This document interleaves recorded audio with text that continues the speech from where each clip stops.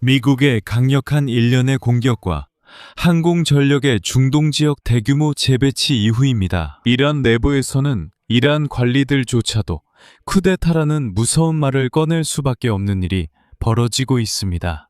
도널드 트럼프가 7번째 밤 연속으로 이란의 다리, 항구, 그리고 이란인들에 따르면 발전소까지 폭격하고 있는 동안 이에 맞서 이란은 쿠웨이트의 담수화 및 정유 공장과 같은 시설들, 그리고 5개국에 있는 미군 기지들을 공격하고 있습니다.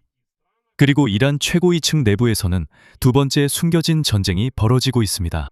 이슬람 혁명 수비대의 강경파들은 트럼프와 휴전협정을 체결한 협상가들을 이슬람 공화국을 겨냥한 연성 쿠데타를 일으켰다고 비난하고 있습니다.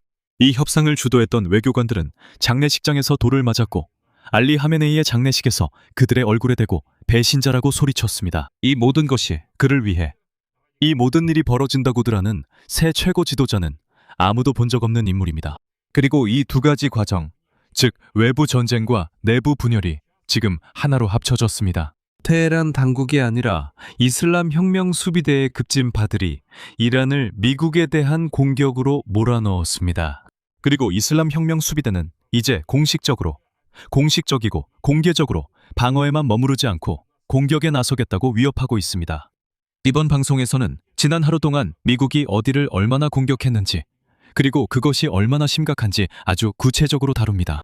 이란이 어떻게, 그리고 누구에게 보복했는지, 심지어 몇몇 국가의 수도와 전기시설을 공격한 것까지 포함해서 말씀드리겠습니다. 그리고 가장 중요한 것은 지금 테헤란에서 어떤 쿠데타가 일어나고 있는지, 그리고 실제로 누가 방아쇠를 쥐고 있는지에 대한 이야기입니다. 제 이름은 알렉세이 패치이고 함께 이 주제에 대해 이야기해 보겠습니다. 하지만 시작하기 전에 이 유튜브 채널을 구독해 주시길 부탁드립니다. 저희는 30만 구독자를 향해 가고 있으니 여러분의 구독에 진심으로 감사드리겠습니다. 자, 미국의 공격에 대해 물타기 없이 사실만으로 시작합시다. 7월 17일 밤, 미군 중앙사령부가 이란을 공격했습니다. 특히 하르마지간 주의 다리들을 타격했습니다. 이것은 반다르 하미르시 근처의 도로와 철도 다리로 이란의 주요 항구인 반다르 아바스를 테헤란으로 가는 도로에서 차단하기 위한 것이었습니다. 두 번째로 오만만에 위치한 차바하르 항구의 관자탑이 파괴되었습니다. 그리고 이것은 잘 생각해보면 이란이 인도와 함께 개발해온 핵심 무역 경로이며 아프가니스탄에도 물자가 공급되는 통로입니다. 세 번째이자 가장 중요한 것은 에너지 시설, 특히 발전소입니다. 즉 도널드 트럼프는 이란이 협상에 나서지 않으면 이란의 모든 전기를 끊겠다고 위협했던 자신의 발언을 실제로 실행에 옮기기 시작한 것입니다. 미국 측은 이에 대해 침묵하고 있지만 이란은 처음으로 공식적으로 인정했습니다. 국영통신사 ISNA는 다음과 같이 전했습니다. 에너지부는 남부지방 주민들에게 호소했습니다. 전력 절약을 촉구하며 극심한 폭염 속에서 에너지 인프라에 대한 공격이 그 이유임을 직접적으로 밝혔습니다. 또한 7월 18일 새벽에 미국이 이란에 대해 또 한 차례 대규모 공습을 가했다는 소식도 전해졌습니다. 미군 중앙사령부에 따르면 이번 공습은 감시시설, 군사 및 물류 인프라, 지하 무기 저장고, 해상 전력에 대한 것이었습니다. 작전 수행을 위해 미국 전투기, 무인기, 군함이 동원되었습니다.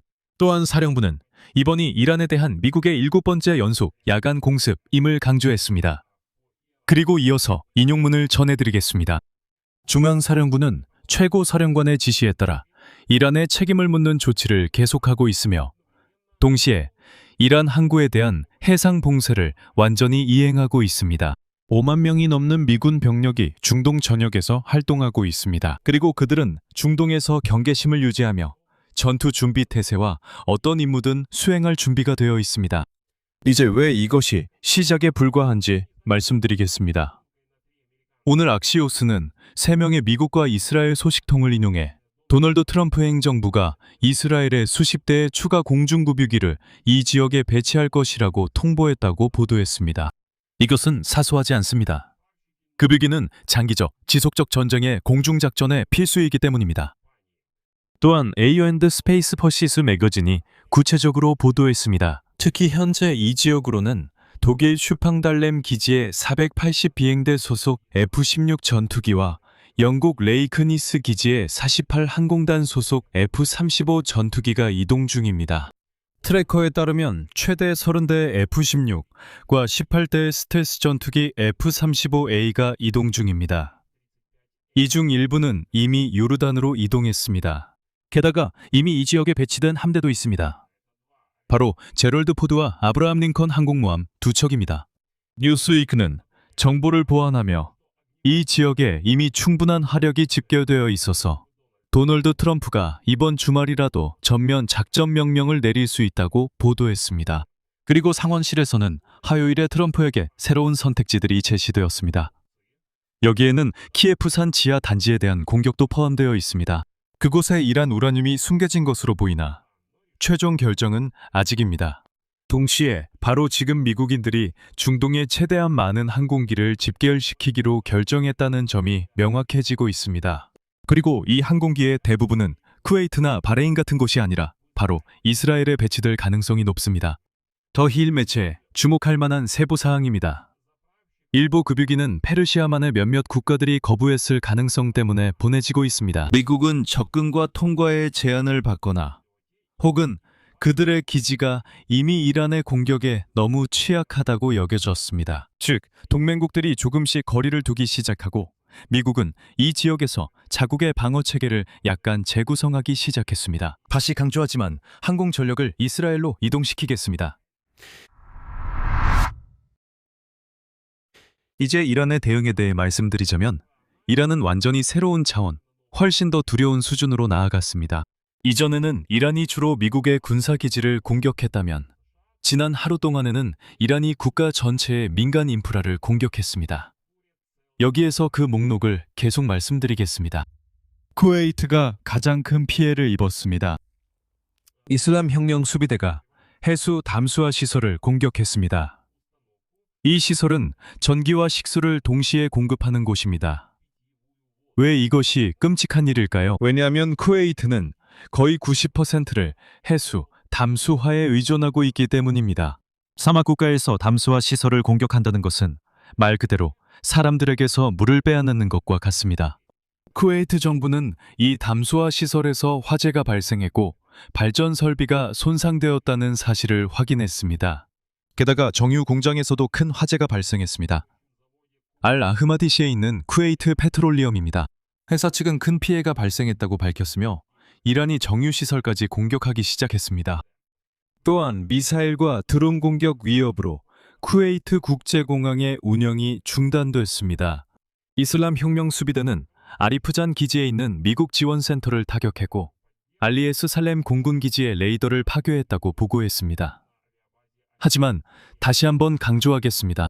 그들은 결국 해수 담수화 시설을 타격했습니다. 그리고 지금 CBS 뉴스는 쿠웨이트에 관해서 그곳이 현재 가장 어려운 상황이라고 보도하고 있습니다. 그리고 정유 공장은 아직도 불타고 있고 아직까지 진화하지 못하고 있습니다. 계속 진행하겠습니다.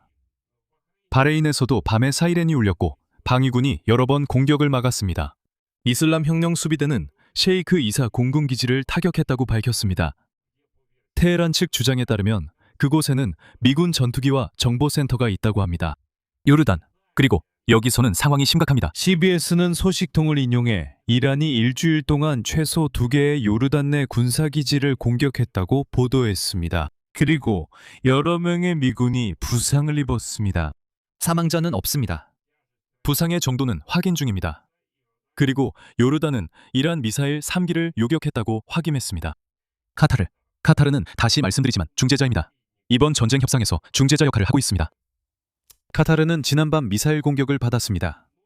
전날 밤에는 요격된 미사일 파편에 의해 한 아이가 다쳤습니다. 또한 오만도 공격을 받았습니다. 그리고 처음으로 시리아도 공격당했습니다. 그곳에서는 아탄푸 기지를 타격했습니다. 그 기지는 지난 방송에서 언급했습니다. 그리고 이것이 이슬람 혁명 수비대의 근거입니다. 거의 종교적인 표현이라고 할 수 있습니다. 그리고 이어서 인용문을 소개하겠습니다. 미국 군대의 잔혹함을 막을 수 있는 국제기구가 존재하지 않기 때문에 우리는 꾸란의 명령을 따르는 것 외에는 다른 길이 없습니다. 누군가 공격하면 같은 방식으로 맞서 싸우세요. 그리고 이어서 이 지역의 미국 동맹국들에게 경고가 나옵니다. 새로운 공격을 각오하라고 합니다. 즉, 이것은 두바이, 도하, 리야드 등에게 직접적인 위협입니다. 즉, 근처에 있는 모든 이들에게 해당됩니다. 그리고 전반적으로 이란 혁명 수비대의 수사도 많이 달라졌습니다. 이제 그들은 방어 대신 공격으로 전환하겠다고 위협하기 시작했습니다. 그들은 우리가 계속 방어만 했으니 이제 공격해야 한다고 합니다. 그게 어떤 모습으로 전개될지는 아마 10만이 알 겁니다.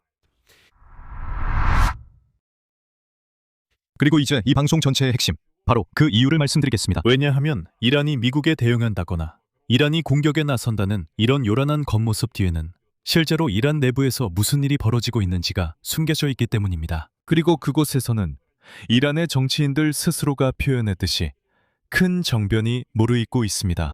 CNN은 그 장면을 묘사하는데 정말 소름이 돋을 정도입니다. 왜냐하면 그 모습이 이란 정권에게는 정말로 두려운 일처럼 보이기 때문입니다. 이란 대통령 페지시칸이, 이 장면을 다시 말씀드리자면 이미 함께 다뤘던 내용입니다.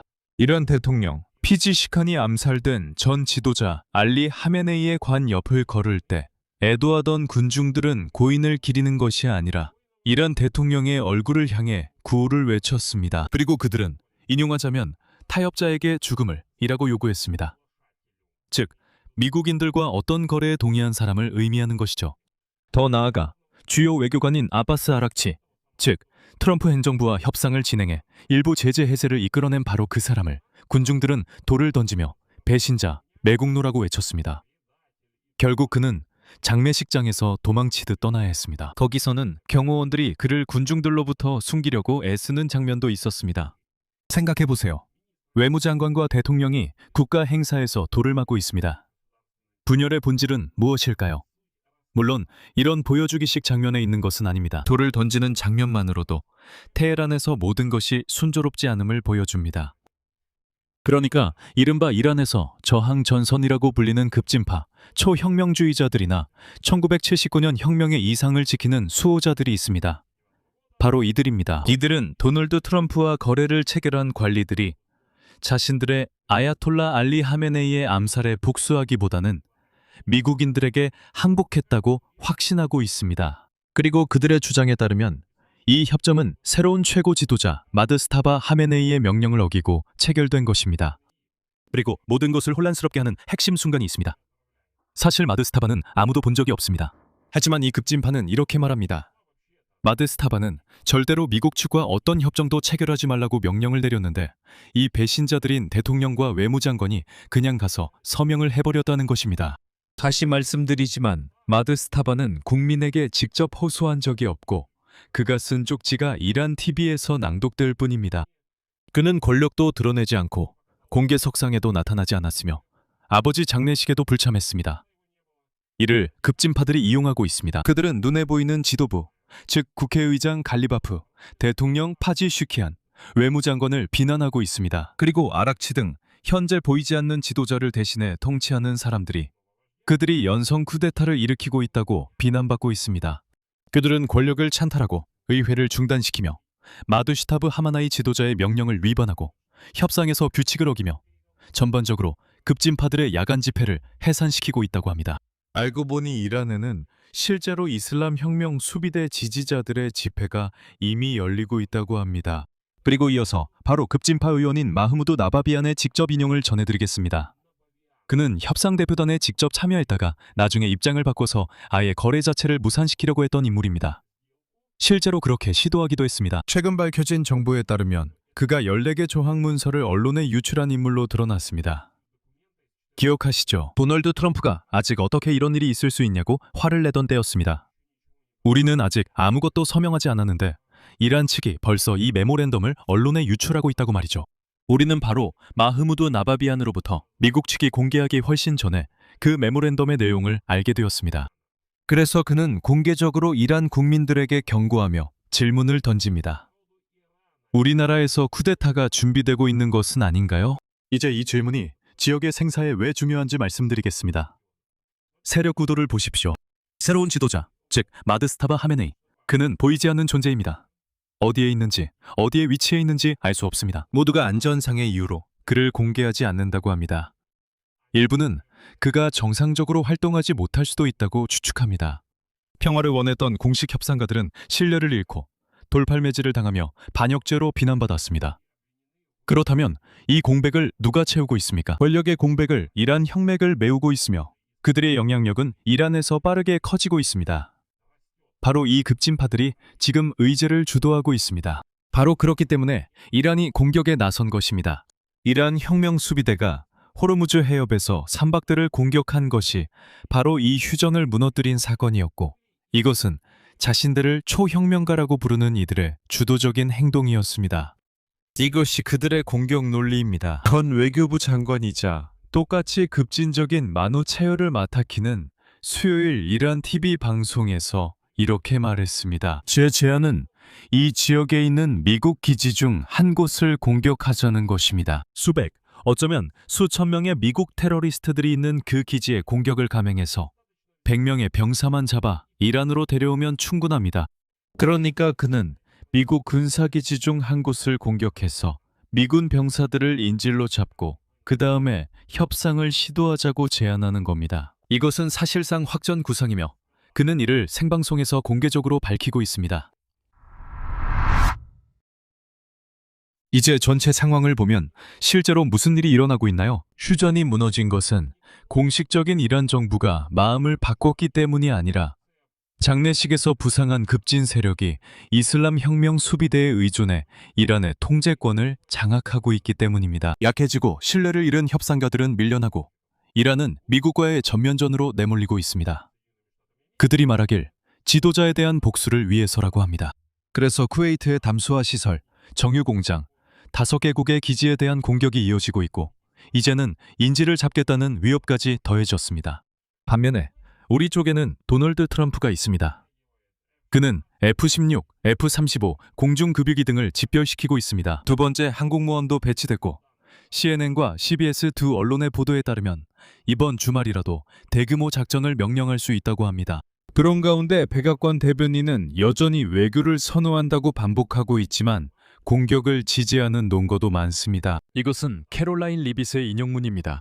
양측 모두 이미 인프라를 타격하고 있으며 이는 사실상 중요한 선을 넘는 것으로 민간인의 생존 기반 시설을 공격하는 것입니다. 이것이 바로 레드라인이며 이 선을 넘은 후에는 상황을 되돌리기가 극도로 어려울 것이라고 생각합니다.